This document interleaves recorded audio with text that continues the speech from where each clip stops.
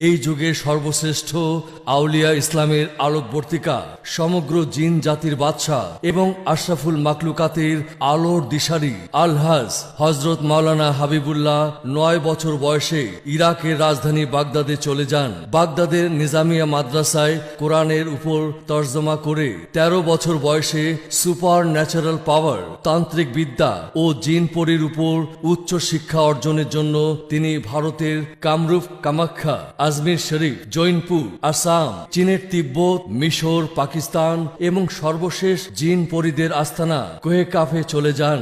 তার আধ্যাত্মিক ও তান্ত্রিক ক্ষমতার বলে বিপদগ্রস্ত মানুষের বর্তমান ভবিষ্যৎ বলে দিতে পারেন। বিশ্ব ইসলামী শরিয়া বোর্ডের সম্মানিত সভাপতি ও ৫ তকদির ইমাম পীরজাদা আলহাজ হজরত মাওলানা হাবিবুল্লাহ সাহেব বিশ্বের বিভিন্ন দেশে তার অলৌকিকত্ব দেখে সারা বিশ্ব মুসলিমগণ তাকে বিশ্ব ইসলামী শরিয়া বোর্ডের দায়িত্ব দেন। হুজুর তার ২ যুগের সাধনাকে কাজে লাগিয়ে দেশ বিদেশের মানুষকে আলোকিত করেছেন। আমি সালমা আক্তার, সিঙ্গাপুরে থাকি। সকল প্রবাসী ভাইদের প্রতি আমার অনুরোধ রইল, যারা লটারি খেলে বারবার ব্যর্থ হয়েছেন তারা একবার হযরত মাওলানা হাবিবুল্লাহ হুজুরের সাথে যোগাযোগ করবেন, সাফল্য পাবেন ইনশাল্লাহ। বিশ্বের যে কোনো লটারিতে জয়লাভ, প্রেম ভালোবাসায় সফলতা, পাওনা টাকা আদায় হওয়া, স্বামী স্ত্রী অমিল, আকামা পাওয়া, অবাধ্য ছেলে মেয়েকে বাধ্য করা, চাকরি ব্যবসায় উন্নতি ইত্যাদি আপনার জীবনে আশা ভরসা সফলতার জন্য মন খুলে হুজুরের মোবাইলে ফোন করুন।